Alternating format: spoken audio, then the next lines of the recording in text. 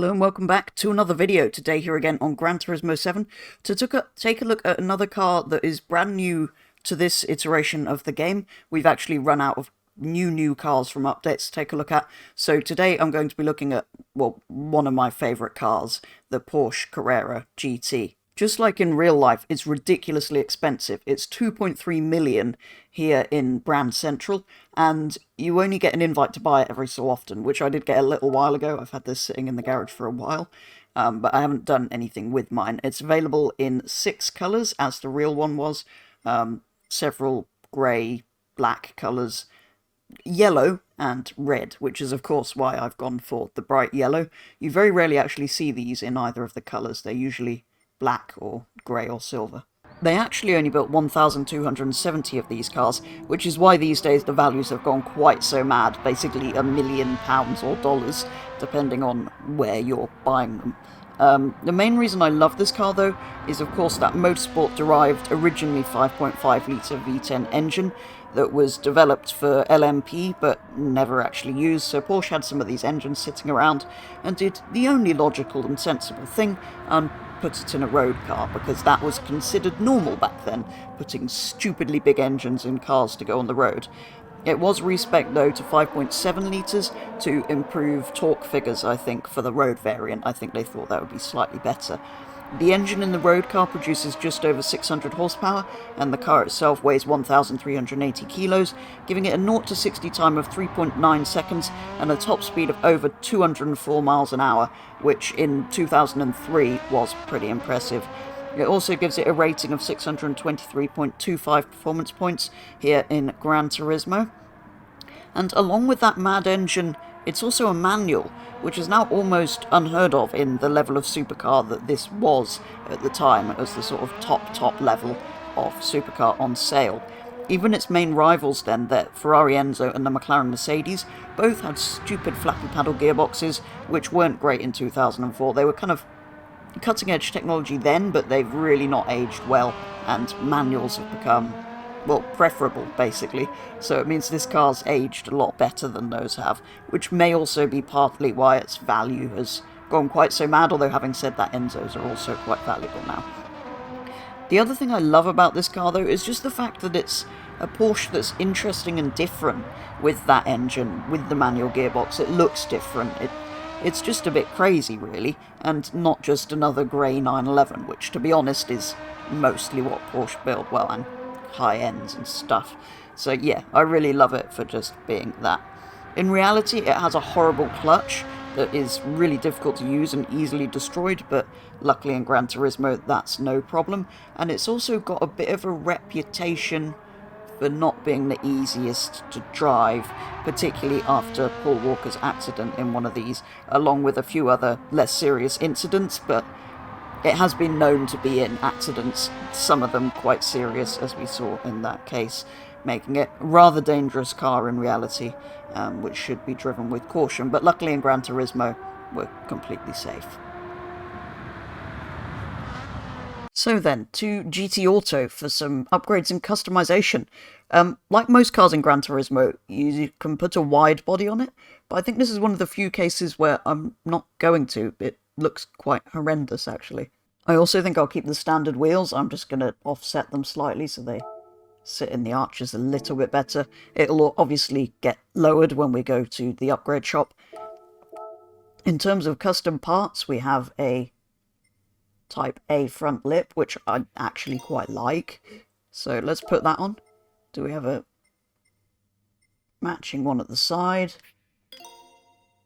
I think that looks quite cool with matching carbon bits. You can put a custom wing on, which actually ruins it. Shame there's not a rear bit of carbon to match those other bits, but yeah. There's bonnet pins, which I'm not going to do, and tow hooks, which I'm not going to do. What else have we got? We can put cooler light bulbs on, which I will, because they're slightly yellow, being a slightly older car. We can get rid of the front plate, which I think I'm going to do. What is it? It has a long, thin one to begin with. So I'm going to go Type B, rear only, get rid of the front plate. Just make the front end a little bit nicer to look at. I think that's not bad going. I will probably paint the wheels black and potentially change the colour. So let's have a quick look. So in special colours I do have quite a lot now. I mean, we can go exposed carbon, which actually looks really cool. The red candy metallic I really like, but I'm probably going to go the Porsche colour. Though that does look very good. Actually, I was thinking ruby stone, but the roof magenta. No, it's too pink. Yes, I did. Ruby stone was what came to mind immediately, but I did do that on the 918 and the Cayman on here, and although I used to think it was a colour I really liked, I think I've kind of decided it might be a little bit too pink. Anyway, we've got a red, a mamba green, which I think looks really cool. Blue gloss. Metallic green, I think, looks incredible on this, actually. Signal green. Riviera blue, which I think is essentially Miami blue with a weird name. And ultraviolet, which I like, but I don't think fits this car. So I'm kind of torn between a blue and metallic green. I think I'm going to go with the Riviera blue, actually. Body 2 is obviously the bonnet, so I don't think we want to do that, no. Oh, mirrors. Again, I don't think we really want to do that.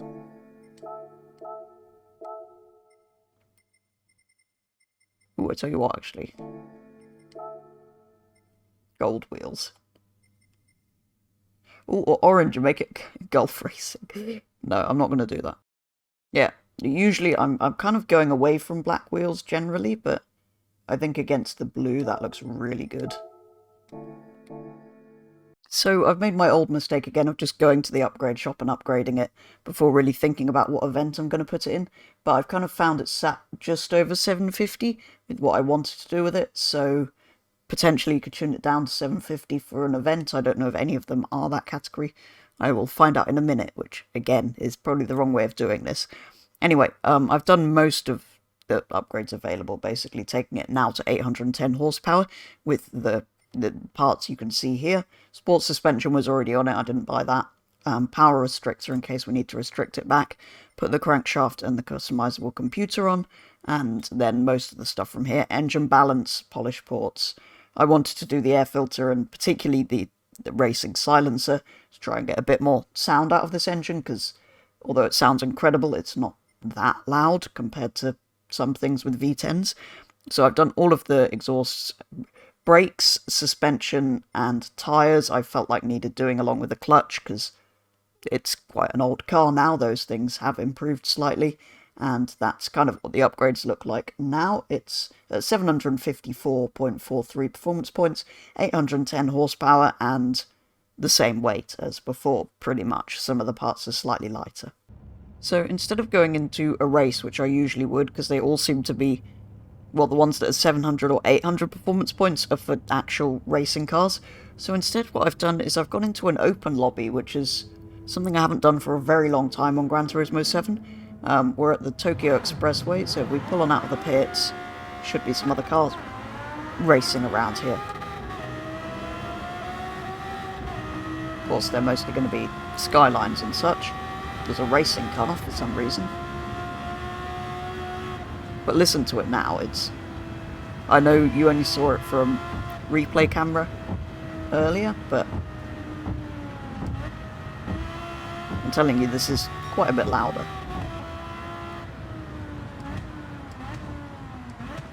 And it didn't shoot flames like that before.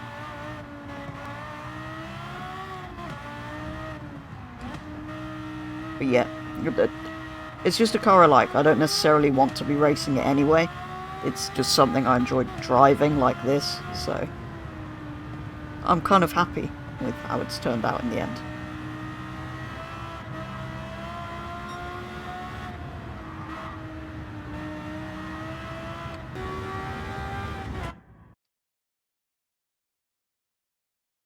This is the problem with online.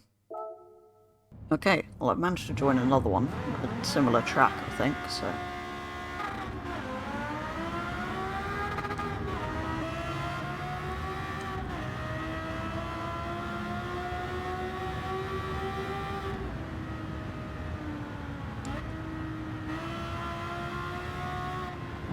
It's in daytime, not at night, which is slightly a shame, but means I get to see the colour a bit better at least.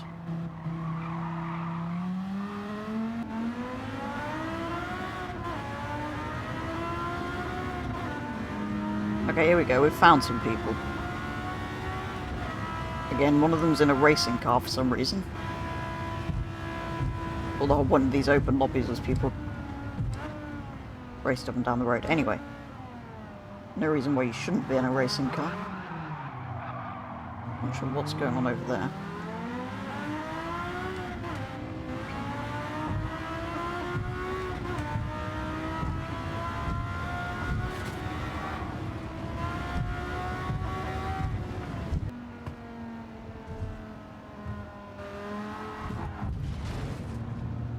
Really? Slow down to let somebody pass and they just... Right. So apart from Tokyo Expressway, the only other track people tend to use for just free-run cruise type thing is the Nürburgring. So I've come here. It says realistic tyre wear, so presumably we're going to have to pit after every lap or so. Looks like there's a whole load of cars just down here. It's supposedly road cars only as well, so might be slightly nicer.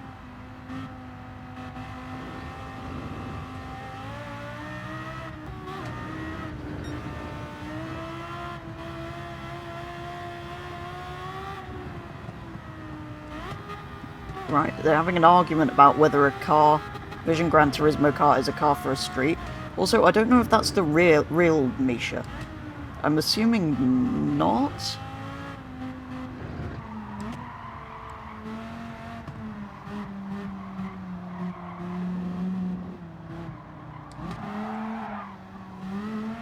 I mean, I could be really clickbaity and put that as part of the title.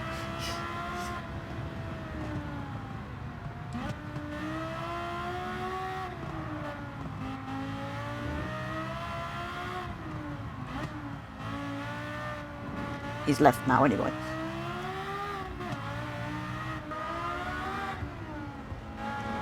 Got another Carrera GT.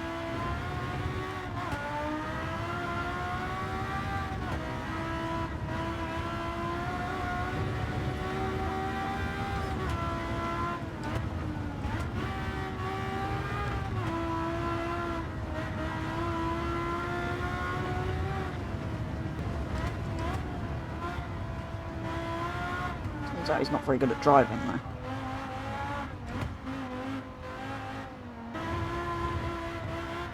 Yeah, he was crashing into things quite a lot earlier, but he's definitely faster than me.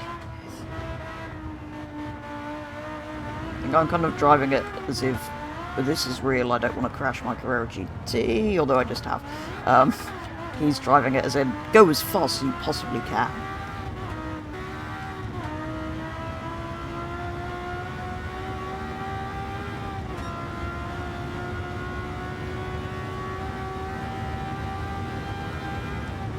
This is perfect though, not only am I driving my Carrera GT, I've got another one to look at and listen to.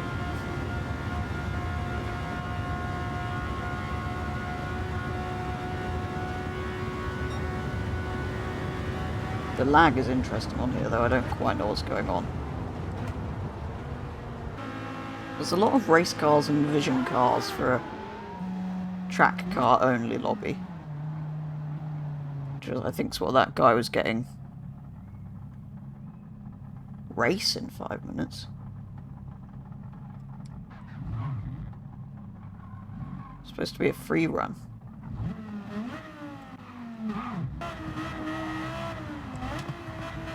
Come on, 2004 supercar. Oh wow.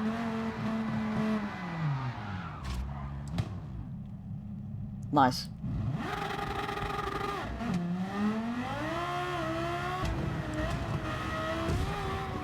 Oh god. He's not even supposed to be in a racing car.